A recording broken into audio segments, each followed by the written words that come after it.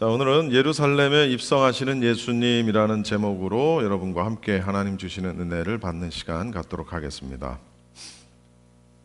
오늘부터 예수님께서 고난이 시작이 돼서 이번 주 금요일까지 예수님의 고난 주간이 계속됩니다.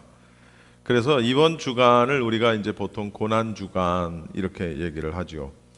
우리 기독교 입장에서 보면은 어떻게 보면은 1년 중에 많은 절기들이 있습니다만은 이번 주간이 이 고난 주간이 가장 경건하고도 엄숙하고도 장엄한 뜻이 있는 그런 주간이 되지 않을까 저는 그렇게 생각을 합니다.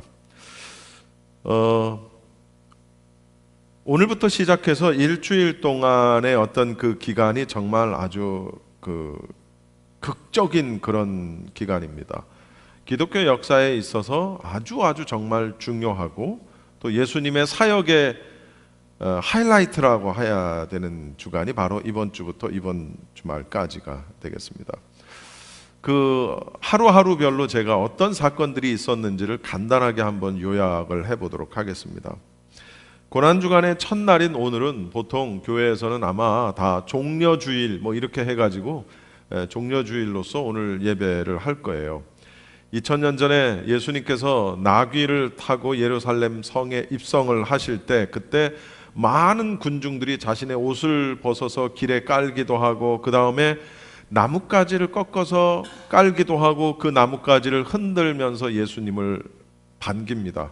그때 바닥에 깔고 그들이 손에 들고 흔들었던 나무가 그게 바로 종려나무입니다. 우리 흔히 영어로 여기서도 그런 나무 볼 수 있죠. 팜트리를 얘기하는 거예요. 종려나무가. 그래서 이제 후대에 와서 사람들이 그 날을 기념을 하기 위해서 종려주일이라고 이렇게 불렀던 거예요. 그래서 초대교회 같은 경우에는 그 교회들이 그 날이 되면은 종려나무 가지를 흔들고 시가행진을 하기도 했었다. 그런 게 있습니다. 그러나 종려주일 이 말보다는 고난주일이라고 하는 것이 고난주간 하는 것이 훨씬 더 제가 볼 때는 타당하다 이렇게 봅니다. 이제 그 이유는 뒤에 나올 것입니다. 이것이 첫째 날 예루살렘에 입성하시는 예수님의 모습이 바로 첫째 날의 모습입니다. 많은 사람들이 환호하고 외쳤던 그들의 모습. 그 다음 두 번째 날, 둘째 날입니다. 월요일이겠죠. 내일 예수님께서 예루살렘 성전을 이제 방문을 하신 그런 날입니다. 아마 이건 다 이미 제가 설교를 했기 때문에 다 아시는 내용일 텐데 예수님이 예루살렘 성전에 오셔가지고 뭘 하셨죠? 성전을 다 뒤집어 엎어버리셨어요. 왜? 그 성전에서 돈 바꾸는 장사꾼들이 거기 있었고 그 다음 제물로 사용될 각종 그 짐승들을 사고 팔고 하는 그런 매매의 현장, 이게 누가복음에서는 강도의 구렬 이렇게 표현이 될 정도로 그 성전이 본래 가지고 있는 의미와는 전혀 정반대의 모습이 성전에서 펼쳐지고 있는 거예요. 성전의 개념이 뭡니까? 하나님의 집, 하나님이 계신 집, 가장 거룩해야 하고 신성시 여겨야 할 그 성전에서 사람들이 막 돈 바꾸고, 그렇죠? 그리고 막 짐승이나 이런 걸 몇 배로 남겨 먹으면서 짐승들 장사하고 하는 그런 장면을 보시고 예수님이 채찍을 만드셔서 짐승들의 엉덩이를 채찍으로 때리셔서 내쫓고 상을 엎어버리시고 그렇게 분노하셨던 그런 모습이 있죠. 그게 이제 둘째 날의 모습이었어요. 그리고 그 분노 후에 예수님께서 가시다가 무화과 나무를 저주를 하시는 사건이 나타납니다. 무화과 나무에 잎사귀는 있는데 열매가 없는 것을 보시고 예수님이 그 무화과 나무를 저주를 하십니다. 근데 사실은 그때는 이미 아직은 그 무화과 나무에 열매가 맺어질 때가 아닌데도 불구하고 예수님께서 열매가 없다는 이유로 무화과 나무를 저주를 하시죠. 제자들이 볼 때는 그것이 너무나도 이해할 수 없는 광경이었어요. 그러나 이 무화과 나무가 상징하는 것은 이스라엘이죠. 이스라엘의 그 저주, 그러니까 이스라엘이 앞으로 그렇게 열매 맺지 못하는 나무로서의 이스라엘, 그들은 멸망할 것이다, 말라 죽어 없어질 것이다를 예언하신 일종의 예언 사역이었다는 사실을 우리는 말씀을 통해서 알 수 있게 됐죠. 그리고 세 번째 날 화요일, 예수님은 예루살렘 성을 내려다보시면서, 성전이 아니고 성을 내려다보시면서 눈물을 흘리십니다. 왜냐하면 앞으로 예수님이 그때 당시 그 이후 약 40년 뒤에 있으면 망해버리고 말 이 도성의 앞날을 주님은 아셨을까요? 모르셨을까요? 이 성에서 어떤 일이 벌어질 거라는 걸 예수님은 아셨어요. 그래서 정말 처참하게 불타 없어져 버릴, 그리고 그 불타 없어지는 성 안에서 고통 속에 몸부림치며 죽어갈 110만 명의 이스라엘 백성들의 모습을 미리 보신 거예요. 예수님은 아셨죠. 그러니까 그걸 보시면서 안타까운 마음으로 눈물을 흘리셨다는 거예요. 그리고 정말 그로부터 약 40년 뒤 AD 70년 로마의 티토 장군에 의해서 예루살렘 성은 둘러싸이게 되고, 그 안에 있던 이스라엘 사람들이 항전을 벌였지만 결국은 다 죽고 말죠. 예수님의 예언을 듣고 그 실행에 옮겼던 사람들 빼고 예수님 뭐라 그러셨어요? 예루살렘 성이 군대에 에워싸이는 것을 보거든 다 집어 던지고 어디로 가나? 도망가라, 산으로 도망가라 했던 예수님의 말씀을 기억했던 사람들은 도망을 갔는데, 그 이전에 한번 싸워서 이겼던 경험이 있었던 유대인들은 우리가 싸워서 또 이길 수 있다 하고 그렇게 싸우다가 다 제로 변합니다. 그게 110만이나 됩니다. 어마어마한 사람들이 거기서 죽죠. 그리고 그 성은 다 무너지게 됩니다. 예수님께서 십자가를 지시고 올라가실 때 많은 유대의 여성들이 예수님의 그 십자가 지고 올라가시는 모습을 보면서 통곡을 하면서 웁니다. 그때 예수님께서 무슨 말씀을 하셨냐면, 나를 위해서 울지 말고 너와 너희 자녀들을 위해서 울라. 여기서 너와 너희 자녀들을 위해서 울라라는 게 무슨 의미일까? 그게 바로 앞으로 있을 예루살렘 성의 그 화염에 휩싸일 그 예루살렘, 망해버릴 이스라엘을 위해서 울라는 거예요. 딱 시기적으로 그 예수님이 올라가실 때 있었던 사람들과 그들의 자녀 세대잖아요. 딱, 그렇죠? 그러니까 너와 너희 자녀들을 위해서 울라. 예수님께서 그렇게 타이르셨던 겁니다. 그리고 이제 네 번째 날, 넷째 날 수요일은 모처럼 예수님께서 십자가를 지시기 전에 휴식하시는 날이었어요. 제자들과 함께 하루를 쉬십니다. 그러나 그날도 가룟 유다는 예수님을 어떻게 팔아넘길까를 사람들에게 흥정하면서 다녔던 사실, 그게 수요일이고, 이제 다섯째 날의 목요일은 예수님께서 제자들의 발을 씻겨주신 그런 날입니다. 때가 얼마 남지 않았다라는 사실을 예수님은 아시고 제자들의 발을 씻겨주시고, 그 다음 뭘 하시죠? 그 유명한 최후의 만찬을 이제 하시게 되는 겁니다. 그리고 이제 제자들을 이끌고 겟셋만의 동산으로 기도를 하러 올라가시는 거예요. 이것이 다섯째 날에 있었던 일입니다. 자, 그리고 여섯째 날, 그리고 이제 드디어 금요일입니다. 금요일은 고난주간의 절정입니다. 그날은 예수님이 고난당하시고 십자가에 달려 돌아가신 날이에요. 그날 예수님은 체포돼서 가야바의 법정에서 신문을 받으십니다. 그리고 빌라도의 법정에서 신문을 받으시고, 그리고 결국은 마침내는 군중들에게 맡겨져서 가시면류관을 쓰시고 붉은 죄수복을 입으시고, 그리고 십자가를 지시고 골고다 언덕에 올라가셔서 십자가에 못 박혀서 돌아가시고 맙니다. 그 날이 바로 AD 29년 니산월 15일, 그리고 금요일 오전 9시에 못 박히셔서, 우리 시간으로 9시에 못 박히셔서 6시간 동안 고생하시다가 오후 3시에 운명을 하십니다. 자, 그렇게 인간으로 오신 예수님의 짧은 인생은 33년의 인생은 그렇게 마감을 하게 됩니다. 그래서 그 금요일을 기념해서 우리가 성금요일, 영어로는 Good Friday 해서 그날 우리가 성찬식도 하고 예수님의 장례를, 예수님의 죽으심을 우리가 기념하는 그런 날로 금요일을 보내게 되는 것입니다. 그리고 그 다음 날이 토요일이죠. 토요일이 안식일입니다. 모든 유대인들은 이 안식일 날은 쉬게 되어 있어요. 그래서 예수님은 무덤에 머무르게 되십니다. 그리고 그 안식 후 첫날, 일요일이죠. 그 첫날 이제 예수님은 새벽에 부활을 하십니다.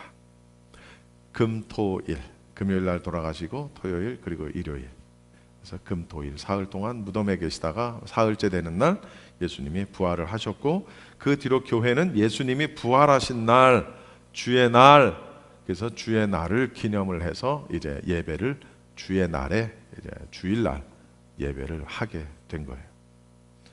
자, 이것이 바로 고난주간 한 주간의 전체적인 모습입니다. 이걸 짧게 제가 요약을 해서, 사실 우리가 무슨 특별 새벽 기도회를 한다거나 특별 저녁 기도회를 한다거나 하면 이런 설교를 하루하루 나눠서 설교를 하면 참 이해하기가 좋을 텐데, 우리는 뭐 그렇게 할 수 있는 형편이 되지도 않을 뿐더러 그렇게 한다고 해도 나올 사람도 아무도 없을 테니까 그냥 이렇게 한 번에 제가 다 소개를 해드립니다. 자, 오늘 말씀은 이제 예루살렘에 입성하시는 예수님의 모습을 여러분에게 함께 나누도록 하겠습니다. 예수님께서는 참 태어나실 때도 짐승의 먹이통에서 태어나셨는데, 예루살렘에 들어가실 때도 짐승의 새끼, 그것도 새끼 나귀의 등어리에 올라타셔서 그걸 타고 예루살렘에 들어가시는 모습입니다. 사실 하나님이신데 이 땅에 오실 때 먹이통이, 짐승의 먹이통에서 태어나시는 것도 너무나 비참하고, 또 예루살렘에 입성, 많은 사람들의 그 어떤 그 환호 속에 예루살렘에 입성을 하실 때도 아주 멋진 붉은 말, 무슨 뭐 흰 말, 검은 말을 타고 아주 개선장군처럼 들어가신 게 아니라 요만한 나귀 새끼의 등을 타고 올라가시는 그 모습이 참 너무나도 초라한 모습이었죠. 그래서 그런지 제자들은 자기들이 입고 있던 겉옷을 벗어서 나귀의 안장으로 삼습니다. 나귀의 안장으로 삼은 그곳 위에 예수님이 올라앉으시죠. 그리고 드디어 우리를 해방시킬 왕이 오셨도다, 그렇게 믿었던 이 이스라엘 사람들도 역시 자기의 겉옷을 벗어서 이제 길에 다 깝니다. 그리고 주변에 있던 종려나무를 꺾어서 역시 길에 깔고, 그리고 그 종려나무 가지를 흔들면서 호산나 호산나 호산나, 다윗의 자손이여, 우리의 왕이여, 왕으로 오시는 이여 하면서 예수님을 그렇게 영접을 하게 되죠. 예루살렘 입성을 환영을 하게 됩니다. 이제 그때 흔들었던 나무가 종려나무인데, 여러분 구약에서 이런 말씀 많이 읽으셨을 거예요. 젖과 꿀이 흐르는 땅, 많이 알으셨죠?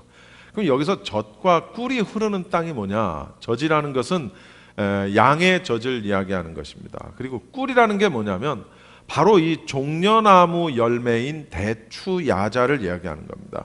이 야자 열매가, 그 예루살렘 팔레스타인은 사막이잖아요. 얼마나 뜨거워요. 그 뜨거운 열기 때문에 열매가 녹으면 흘러내리게 되는데, 마치 꿀이 흘러내린 것처럼 그 현상을 이야기하는 거예요. 젖과 꿀이 흐른다 할 때 그 꿀이 바로 그 종려나무의 열매가 녹으면서 흘러내리는 그 달콤한 그 열매 맛, 그걸 꿀이라고 그러는 거예요. 그래서 젖과 꿀이 흐르는 땅은 양떼들이 풍성하게 먹을 초목이 있고, 대추야자 열매가 있어서 그곳에서 흐르는 그 열매, 꿀같이 단 그 열매를 먹으면서 살 수 있는 아주 풍족하며 살기 좋은 땅을 이야기할 때 바로 젖과 꿀이 흐른다라는 땅이라는 것이고, 거기서 말하는 꿀이 바로 이 종려나무다. 그리고 이 종려나무는 상징하는 것이 무엇이냐면 어떤 아름다움을 상징을 하기도 하고 의를 상징하기도 하지만, 종려나무의 가장 큰 대표적인 상징성이 뭐냐면 승리를 상징합니다. 이겼다, 우리가 이겼다 하는 승리를 상징합니다.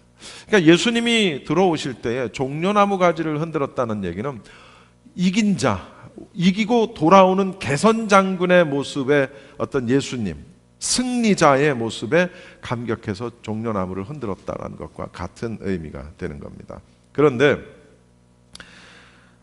그렇게 온 성이 떠내려갈 듯 소동이 벌어집니다. 예수님께서는 비록 나귀의 새끼의 어떤 등을 타고 들어오시긴 하셨지만, 그 백성들이 흔들었던 그 종려나무 가지와 호산나 호산나를 외쳤던 그들의 음성은 마치 예수님으로 하여금 개선장군과 같은 모습, 연상시키기에 충분했다는 거죠. 그들은 분명 왕의 입성을 기다렸고 자신들을 이 로마의 식민으로부터 구해낼, 독립시켜줄 왕을 기다렸고, 그리고 예수님이 자신들을 구원할 새로운 왕으로 여겼어요. 그렇죠? 그리고 여러분, 예수님은 분명히 왕이십니다. 그렇죠? 예수님은 왕이세요. 왜? 하나님과 동등하신 분입니다. 그렇지 않습니까? 하나님의 본체이시기도 하고. 예수님은 분명히 왕이셨어요. 그 왕을 영접했어요. 그러나 그분은 왕의 사역을 하시기 위해서 이 땅에 오셨던 게 아니었단 말이에요. 예수님의 초림은 제물이 되시기 위해서 오셨어요. 그러니까 예수님이 당신이 가지고 계셨던 능력들을 발휘하실 수 없어서가 아니라 그럴 필요가 없는 거예요. 그래서도 안 되는 거예요. 왜? 그러면 아무 의미가 없는 거예요. 뭐하러 오셨어, 힘들게. 그냥 하늘에서 해버리시면 되지. 그러니까 예수님은 왕으로 오셨으나 왕의 어떤 목적을 가지고 오신 것이 아니라 제물이 되시는 종의 모습을 가지고 오셨단 말이에요. 그래서 호산나 호산나를 들고 외쳤던, 가지를 들고 호산나를 외쳤던 그들이 너무도 초라하고 힘없이 아무것도 하지 못하고 당하시는 예수님의 모습을 보면서 급기야 분노하면서 종려나무 가지를 흔들었던 그들의 손은 어느새 주먹을 쥐고 흔드는 손이 돼버렸고, 호산나 호산나를 외치던 그들의 입은 어느새 십자가에 못 박으라는 외침의 소리로 바뀌고 말았다는 거죠. 여러분, 이스라엘 백성들을 그래서 우리는 욕할까요? 참 이해할 수 없는 인간들이다 라면서 우리가 그들을 욕할까요? 어떻게 그럴 수 있느냐라고 우리가 야단을 칠까요? 우리는 그렇지 않은가 한번 생각해 볼 일이라는 겁니다. 여러분, 우리는 그렇지 않은가. 여러분, 때때로 우리 역시 그들과 같은 행동을 한다는 거죠. 무슨 얘기냐? 예수님을 믿는다고 하면서, 예수님의 제자가 되기를 원한다고 하면서 정작 예수님께서 내 기도를 들으시는 것 같지 않고 모든 일들이 내 생각대로 진행되지 않으면 하나님을 원망하고 예수님을 욕되게 말하는 때가 있단 말입니다. 우리가 아닙니까? 마음속으로라도 그렇게 할 때가 있다는 거죠. 자, 그러나 여러분, 예수님의 초라한 모습이 승리가 아닐까요? 본질적인 측면에서 보면 예수님은 초라한 모습이었지만은 분명 그것은 승리는 맞습니다. 왜냐? 예수님의 십자가 사건 이후에 인류의 구원의 길이 제시되었기 때문에 진정한 의미에서 예수님의 죽으심은 실패가 아니라 승리라는 사실이에요. 왜? 목적 달성을 하셨잖아. 그렇죠? 네. 목적 달성을 하셨기 때문에 마귀들은 그 예수님의 목적 달성을 하지 못하도록 하기 위한 술책도 폈으나 분명히 예수님은 죽으셨고 목적 달성을 하셨어요. 마귀의 권세를 깨뜨리시고 그리고 예정하신 하나님의 사람들에게 구원의 길을 주셨기 때문에 예수님의 죽으심은 승리다. 할렐루야. 그런데 때로는 예수님의 그 승리가 나의 승리로 실현되지 못할 때가 많다는 거예요. 그게 문제라는 거예요. 우리들에게 있어 문제는. 무슨 얘기냐? 원망, 불평, 좌절, 절망, 그리고 낙심. 왜 이렇게 되는 일이 없지? 여러분, 제가 질문 하나 할게요. 우리는 왜 늘 잘 돼야만 합니까? 우리는 안 되면 안 됩니까? 우리는 예수님을 믿고 영접했으니까 모든 100%의 모든 일들이 다 잘 돼야 합니까? 우리는 늘 기쁘기만 해야 하고, 우리는 늘 희망에만 차야 하고, 우리는 늘 하는 일 족족히 성공해야 하느냐라는 거예요. 이런 질문을 우리가 한번 해볼 필요가 있다라는 거죠. 물론 신앙의 본질적인 측면에서는 우리는 늘 기뻐하고 소망 가운데 살아야 되는 게 맞아요.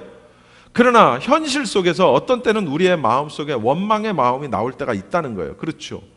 절망에 빠지기도 하고, 그리고 에이구 이놈의 세상, 이런 한탄이 나올 때가 있다는 거죠. 중요한 건 뭐냐면 그럼에도 불구하고 그 속에서 예수님을 또 봐야 된다는 거예요. 무슨 얘기인지 이해하세요? 예수님의 고난이 나의 고난이 되고 예수님의 십자가의 승리가 나의 승리가 되기 위해서는 내가 좋을 때도 예수님을 바라봐야 되는 게 당연하지만 내가 이것저것 잘 안 될 때도 예수님을 바라봐야 된다는 거예요.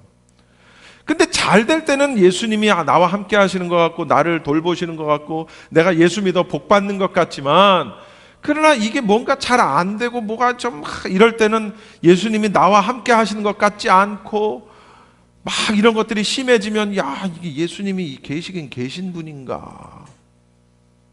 예수님이 나와 관계가 있나? 여러분,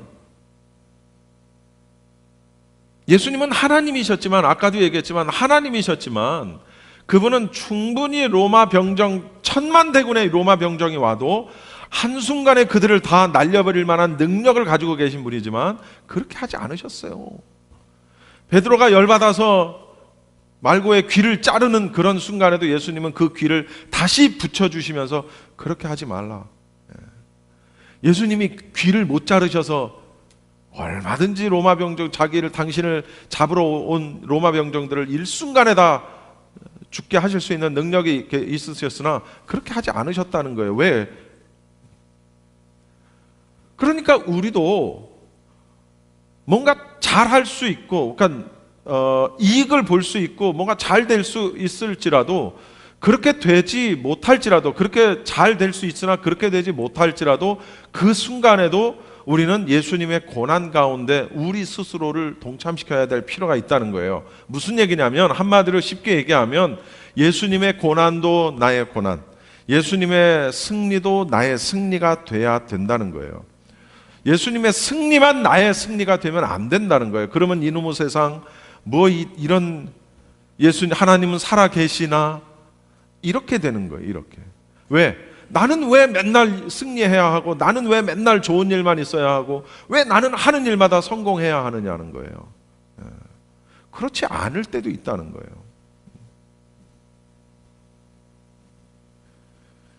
여러분, 우리는 죄와 사망의 법에서 해방됐어요. 따라서 우리는 법적으로는 자유함이 있습니다.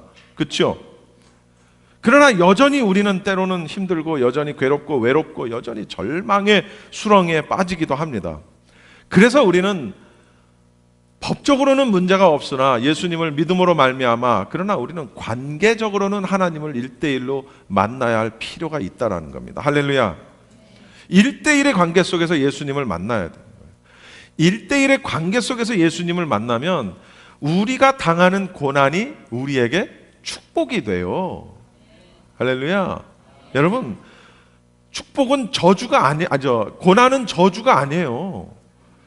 우리가 예수님과의 관계 속에서 당하는 고난은, 그것이 우리가 더 주님을 만날 수 있게 하고 더 높은 신앙으로 우리를 끌어올릴 수 있게 하는 디딤돌이 되기 때문에 그 고난은 저주가 아니라 축복이 되는 거예요.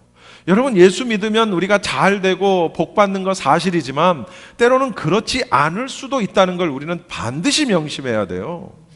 그러나 그렇지 않다고 해서 그것이 저주냐? 아니라는 거예요.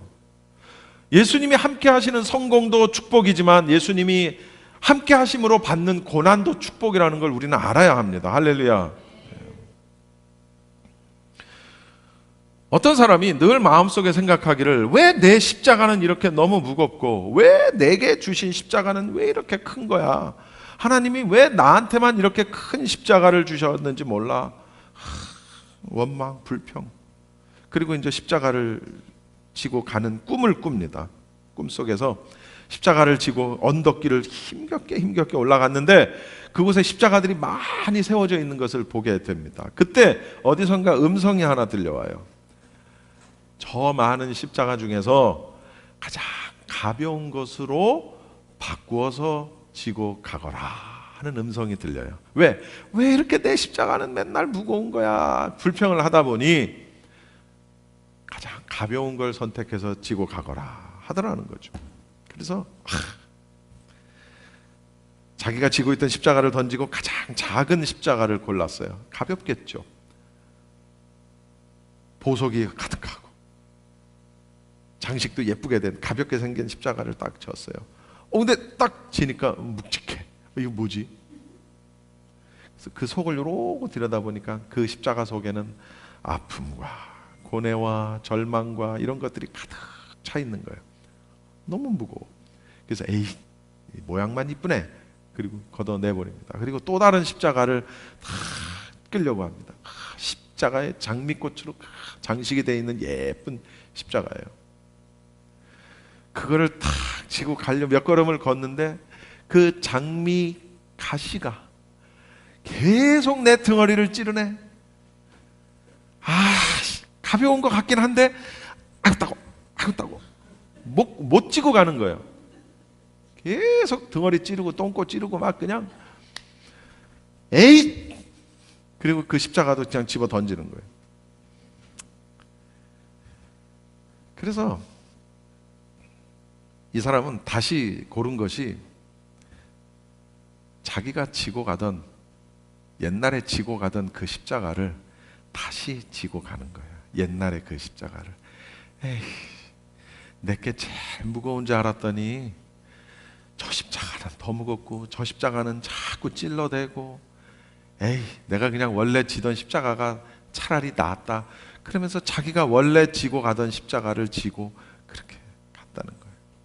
여러분, 이게 무슨 우스갯소리 같지만 시사하는 바가 커요. 왜냐하면 내 고통이 제일 큰 것 같아. 여러분, 여기 남자들 군대 갔다 오신 분들 동감할 거예요. 내가 군대 생활 제일 어렵게 한 것 같아. 그렇지 않아요? 내가 제일 많이 빠따 맞은 것 같고 제일 많이 힘들게 군대 생활. No way. 나보다 힘들게 군대 생활 한 사람들이 얼마나 많은데요. 여러분, 얼핏 보면 남들 모두 십자가가 없는 것처럼 보이기도 하고, 있어도 저 사람의 십자가는 너무 가벼워 보이기도 하고, 내게만 제일 무거운 십자가가 주어진 것처럼 생각이 돼서 불평을 하게 되죠. 확실한 것 두 가지. 첫째, 나만 십자가가 있는 게 아니라 다른 사람도 십자가가 있어요. 두 번째, 내 십자가가 제일 무거운 것 같지만 나보다 더 무거운 십자가를 지고 가는 사람이 있어요. 중요한 건 내 십자가가 조금 가볍든 무겁든 상관없이 나에게 주어져 있는 십자가를 지고 가는 것, 그것이 우리의 인생입니다. 그것이 우리의 신앙생활이에요. 여러분, 두 가지 종류의 신자가 있어요. 첫 번째, 겟셋마네까지만 가는 신자가 있고, 두 번째, 골고다까지 올라가는 신자가 있어요. 무슨 얘기냐? 겟셋마네 정도까지만 올라가는 신자여도 구원받는 신자예요. 참 훌륭한 신자입니다. 그러나 예수님이 십자가를 지고 올라가셔서 달려 돌아가셨던 골고다까지 나도 올라가는 신앙을 가진 사람은, 그런 사람을 우리가 뭐라고 얘기하느냐? 따라해 보세요. 제자. 그 사람이 제자인 거예요. 그래서 우리는 우리 스스로에게 이런 질문을 해봐야 돼요. 나는 제자입니까? 나는 교인입니까? 나는 썬데이 크리스찬입니까? 나는 제자입니까? 나는 신자입니까? 다 질문하고 고민해봐야 돼요. 여러분, 지금 여기, 다른 데가 아니에요. 다른 시간이 아니에요. 지금 여기 서 있는 곳에서 우리가 주님을 만나야 합니다. 고난의 주님을 만나야 합니다. 여러분, 항상 우리에게 기쁨을 주시고 우리에게 성공을 주시고 복을 주시는 주님만 만나는 것이 아니라 우리에게 고난을 허락하시는 주님도 우리는 만나야 돼요. 할렐루야. 나를 위해 십자가를 지신 고난의 주님, 그 주님을 만나야 지금 내가 지고 있는 고난의 십자가의 의미도 깨달을 수 있어요. 뭐 이놈의 세상 될 대로 되라, 그런 대로 되겠지, 어찌어찌 하다 보면 되겠지, 뭐 에이 몰라 까짓 거 아니요. 그것은 내 십자가를 지고 가는 믿는 자의 자세가 아니에요. 그거는 의미가 있겠지. 그러면서 하나님 앞, 예수님과 1대1로 관계 속에서 만날 수 있어야 돼요. 그래야 내가 지는 십자가의 의미를 깨닫고 길을 인도하시는 거예요. 그렇게 해서 예수님을 만났다고 해서 모든 것이 다 순탄대로, 탄탄대로가 될 수도 있지만 그렇지 않을 수도 있어요. 우리의 인생이라는 게 우리의 생각과 상식으로는 이해할 수 없는 그런 일들이 많이 벌어집니다. 신앙생활을 아주 오래 하신 분들일수록 그런 걸 더 많이 느낍니다. 모처럼 오늘부터 여러분 고난주간 시작이 됩니다. 그리고 다음 주일은 이제 부활주일입니다. 여러분이 이번 한 주간 정말 작은 부분이라도 예수님의 고난에 동참한다, 예수님의 고난이 나의 고난이다 라고 이렇게 여겨지는 의미에서 여러분이 하루에 한 끼라도 금식을 꼭 하시고, 아니면 하루 금식이라도 하시던가, 여러분 믿음대로 또 여러분이 하실 수 있는 어떤 사정과 형편대로 하루 금식이시든 한 끼 금식이든 어떤 식으로든 하셔서 그렇게 해서 모은 예물로 하나님 앞에 부활절 예물을 드리든가, 아니면 어디 어려운 누군가를 위해 돕는 일을 하든가, 뭔가 뜻깊은 일을 하십시오. 할렐루야. 그래야 고난주간이 우리에게 의미가 있음을 명심하시기 바랍니다. 기도하겠습니다.